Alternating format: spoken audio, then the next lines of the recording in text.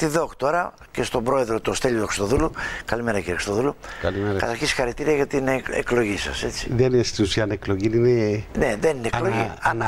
Ανάλαβα σε συνέχεια αφιπερέτηση του προηγούμενου συνάδελφου μέχρι το επόμενο συνέδριο. Λοιπόν, τώρα, έχετε θέσει ένα πολύ σοβαρό θέμα. Είναι ένα θέμα το οποίο το συζητάμε και ειδικά εσείς οι συνδικαλιστές πολλά χρόνια.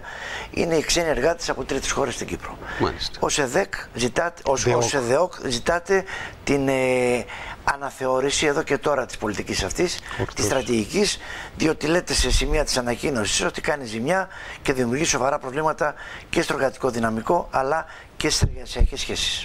Ορθώς. Κύριε Δημητρόπουλε, να πάρουμε τα πράγματα λίγο από την αρχή.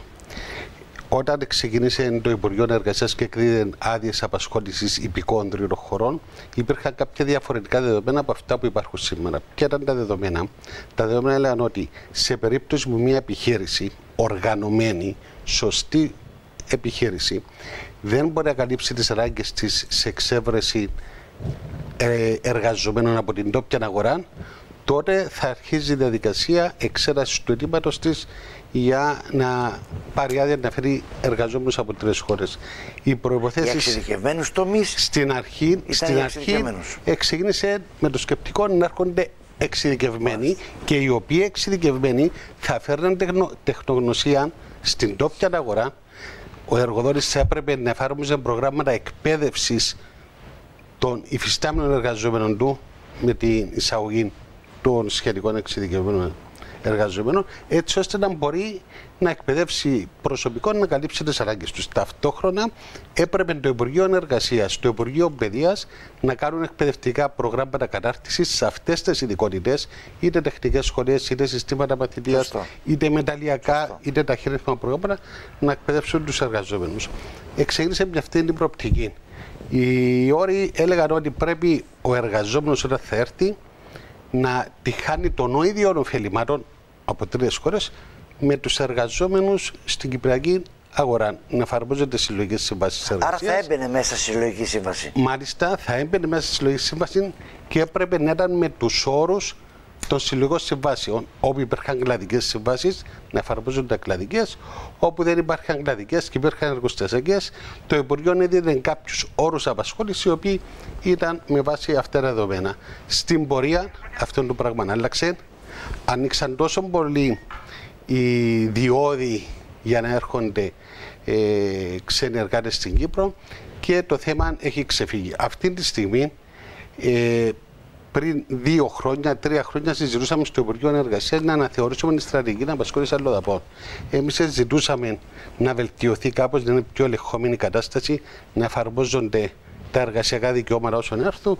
Οι εργοδοτικές οργανώσεις είχαν άλλες θέσεις. Επικαλούμενοι πάντα την έλλειψη εργατικού δυναμικού και το γεγονός ότι πρέπει η οικονομία να λειτουργά, που και εμείς θέλουμε να λειτουργά. Αυτό και έχει μια λογική. Έτσι. Βέβαια, να λειτουργήσει η οικονομία. Βέβαια, συμφωνούμε. Όμως να λειτουργεί επίσης όρους και δεν θέλουμε οι εργαζόμενοι να αποτελούν ελαστική δαπάνη σε μια επιχείρηση. Δηλαδή, οι εργαζόμενοι, είτε Κύπροι είναι, είτε Ευρωπαίοι, είτε από τρίτες χώρες, πρέπει το κόστος των εργατικών να είναι καθολικά το ίδιο για όλους τους εργοδότες. Στο δικό μου το μυαλό, αγαπητέ Στέλιο Χριστοδούλου, με την κοινή λογική, δεν μπορώ να φανταστώ έναν εργοδότη που φέρνει τώρα εργάτες από τρίτες χώρες να του δώσει τα ίδια λεφτά που δίνει και στο Κυπραίο. Αποκλείεται αυτό το πράγμα. Η πρακτική αυτό λέει. Ακριβώς αυτό θέλουμε να καταπολεμήσουμε. Δηλαδή, δεν θέλουμε να υπάρχει dumping στην αγορά εργασία. Κάποιος, ανάλογα με την προέλευση του, να είναι και ο μισθός που θα παίρνει. Πρέπει να υπάρχει ισότητα μεταξύ των εργαζομένων, ανεξάρτητα φυλής, χρώματος, εθνικότητας. Αυτά είναι θέματα του ILO, τα οποία είναι ξεκαθαρά. Επειδή συμβαίνει αυτό που λέτε. Συμβαίνει αυτό. Βέβαια συμβαίνει. Επειδή συμβαίνει, οι αλλοδαποί εργαζόμενοι θεωρούνται εύκολη λύση. Οι εργοδότες αντί να επενδύουν σε νέες τεχνολογίες, σε θέματα αύξησης της παραγωγικότητας, βρίσκουν μια εύκολη λύση σε αρκετές περιπτώσεις και λύουν το πρόβλημα τους με την εισαγωγή ξένων εργαζόμενων. Και στο τέλος της ημέρας, αφού βολεύει τόσο πολύ τον εργοδότη μισθολογικά, σου λέει γιατί να έχω το Κυπραίο μου, σιγά σιγά το βάζω στο περιθώριο. Όχι μόνο των Κυπραίων και τους Ευρωπαίους. Όμως θέλω να πω ακόμα κάτι, έτσι, για να υπάρχει μια ολοκληρωμένη αντίληψη του κόσμου για το θέμα εργαζόμενοι από τρίτες χώρες. Συζητούσαμε πριν 2-3 χρόνια για θέματα αλλαγής των κριτηρίων. Η προηγούμενη κυβέρνηση, στη λήξη της θητείας της, πέρσι ακριβώς, στην τελευταία συνεδρία του Υπουργικού Συμβουλίου, ήρθε και έκαμε μια αναλλαγή στη στρατηγική απασχόληση αλλοδαπών, εργαζόμενων από τρίτες χώρες, η οποία κατά την άποψη μας ακολουθούσε κατά 90% τις θέσεις των εργοδοτών και τις θέσεις των εργαζομένων της άφησης σε δεύτερη μοίρα. Συνεπία αυτού, εμείς ως συντεχνιακείς, ως ΔΕΟΚ και ο υπόλοιπος συνδικαλιστές του κίνημα, αντιδράσαμε. Είχαμε συνάντηση με τον υφιστάμενο Υπουργό Εργασίας, τον κύριο Παναγιώτου, του εθέσαμε τους προβληματισμούς μας για όλη τη στρατηγική για αρκετά θέματα. Ο Υπουργός είπε: είναι καλοκαίρι, δεν θέλω να διαταράξουμε την οικονομία των τουρισμών, να προχωρήσουμε, να πούμε σε μια συζήτηση, να δούμε ξανά τα θέματα στρατηγικής. Αυτή η συζήτηση άρχισε δηλαδή, όμως καθυστερά. Και εμείς νιώθουμε ότι πρέπει πριν αρχίσει η τουριστική σεζόν το θέμα αυτό να ολοκληρωθεί, να λήξει. Οι ευαισθησίες που έχουμε να ληφθούν υπόψη από τον Υπουργό, σίγουρα και θέση των εργοδοτών, και να βρούμε μια λύση η οποία οι εργαζόμενοι να έρχονται στην Κύπρο να εργάζονται επί ίσης όρους. Θυμάμαι ότι είχε περάσει αυτό με τους ξένους εργάτες από τρίτες χώρες στο παρακάτι πριν φύγει η προηγούμενη κυβέρνηση. Σωστό. Τώρα, να ρωτήσω κάτι, αγαπητέ μου Στέλιο Χριστοδούλου. Το θέμα ότι έλλειψη εργατικών χεριών υπάρχει. Ορθώς. Στην Κύπρο, έτσι. Πώς βλέπετε εσείς να επιλύετε αυτό το θέμα? Να ξεκαθαρίσουμε κάτι. Ναι. Αυτή τη στιγμή στην Κύπρο, με βάση στοιχεία των κοινωνικών ασφαλίσεων, τα οποία εκδοθήκαν το καλοκαίρι που επέρασε και αφορούν το 2022. Στον ιδιωτικό τομέα, ως μισθωτοί, όχι δημόσιο τομέα, όχι αυτοεροδοτούμενοι, για κάθε 2 Κύπριους εργαζόμενους αντιστοιχεί ένας Ευρωπαίος και ένας εργαζόμενος από τρίτες χώρες. Είναι γύρω στις 110.000 εργαζόμενοι από τρίτες χώρες και μεγάλος αριθμός αδειών δίνεται από το Υπουργείο Εργασίας και άλλος μεγάλος αριθμός, πιθανόν να μην το γνωρίζετε, από το Υπουργείο Εσωτερικών. Από το Υπουργείο Εσωτερικών, ή το ονομάζονται οικιακή βοηθή. Είναι μεγάλο κομμάτι και αυτό, βέβαια. Πάρα πολύ μεγάλο κομμάτι. Θέλουμε εμείς, η θέση μας είναι ως ΔΕΟΚ, ότι και οι αρμοδιότητες του Υπουργείου Εσωτερικών για το συγκεκριμένο θέμα της απασχόλησης υπηκόντρων χωρών πρέπει να περάσει στο Υπουργείο Εργασίας, να ισχύουν τα κριτήρια απασχόλησης αλλοδαπών, να ισχύουν οι συμβουλευτικές τεχνικές επιτροπές, οι οποίες θα εξετάζουν τα αιτήματα των διάφορων εργοδοτών, και εμάς ο ρόλος μας είναι συμβουλευτικός προς το Υπουργείο Εργασίας. Δεν λέμε ναι ή όχι. Λέμε την άποψη μας στη συμβουλή μας ότι με βάση τα δεδομένα που έχουμε για αυτόν τον εργοδότη υπάρχουν αυτά τα θέματα θετικά, αρνητικά, και το Υπουργείο ανάλογα αξιολογά και παίρνει τις αποφάσεις του και δίνει τις άδειες και έχει γίνει ευθύνη. Ξέρετε τώρα, γιατί υπάρχουν και καλοί εργοδότες. Σωστά. Οι οποίοι φροντίζουν το προσωπικό τους, γιατί είναι έξυπνοι εργοδότες αυτοί, διότι όταν έχεις ευχαριστημένο το προσωπικό σου, σκίζεται να κάνει τη δουλειά που θέλεις και είναι και πιο αποδοτικό. Αυτό είναι δεδομένο. Τώρα, γιατί δεν το κάνουν κάποιοι άλλοι, είναι γιατί προτιμάνε το εύκολο κέρδος και το γρήγορο κέρδος από το να μοιράσουν και πράγματα με το προσωπικό τους. Εγώ λέω το εξής πάντα. Ψάχνουμε κόσμο σε πολλούς τομείς και στην ξενοδοχική βιομηχανία. Μήπως δεν πληρώνουμε σωστά και δεν είναι ελκυστικό το προϊόν για κάποιο κόσμο που θέλει να εργοδοτηθεί? Έχετε ό,τι είπετε, έχετε δίκιο. Δεν υπάρχει προσωπικό να καλύψει τις ανάγκες ντόπιων προσωπικών, όμως υπάρχει προσωπικό σε όλη την Ευρωπαϊκή Ένωση. Πριν να διευρυνθούν οι χώρες της Ευρωπαϊκής Ένωσης, να μπουν και άλλες χώρες, οι αλλοδαπήσεις που φέρνουμε στην Κύπρο, που έρχονται στην Κύπρο, είναι από Ρουμανία, Βουλγαρία, Πολωνία. Τώρα οι πλήστες εξ αυτού μας έχουν γυρίσει την πλάτη. Γιατί μας έχουν γυρίσει την πλάτη? Γιατί βρίσκουν αλλού απασχόληση με καλύτερες απολαύσεις. Λογικό είναι. Κάτι που συμβαίνει αυτή τη στιγμή που δεν συμβαίνει παλιότερα. Παλιότερα έπρεπε κάποια επιχείρηση να είναι δρόσα, να δραστηριοποιείται αρκετό χρονικό διάστημα και μετά να μπει στη διαδικασία να φέρει ξένους εργάτες. Αυτή τη στιγμή αλλάξει τα δεδομένα. Μπορεί κάποια επιχείρηση να συσταθεί τη μια εβδομάδα, να εργαστεί ένα μήνα και μετά από ένα μήνα να αιτηθεί ξένους εργάτες. Δηλαδή στηρίζουν τις επιχειρηματικές τους δραστηριότητες αρκετές επιχειρήσεις πάνω στο γεγονός ότι το Υπουργείο Εργασίας, μετά από αρκετές πιέσεις πολιτικές και μη, θα τους δώσει άδεια να απασχολήσει αλλοδαπού προσωπικού. Δεν γίνεται κάποιον να συστήνει επιχείρηση και να το κυριότερο. Εκεί ποντάρει. Μάλιστα, να ποντάρει ότι. Τώρα, αγαπητέ μου Στέλιο, στην Γερμανία για παράδειγμα που διάβαζα τελευταία, για να πας να εργοδοτηθείς πρέπει να μιλάς στα γερμανικά. Είναι βασική προπόθεση η γλώσσα. Και σε άλλες χώρες. Εδώ ισχύει αυτό. Νομίζω ότι στην Κύπρο πρέπει ο πελάτης να μιλάει τη γλώσσα του. Να μιλάει τη γλώσσα του. Όμως να σας πω κάτι. Σε πολλούς χώρους εργασίας τον ντόπιο προσωπικό αποτελεί μειονότητα. Τον ντόπιο προσωπικό.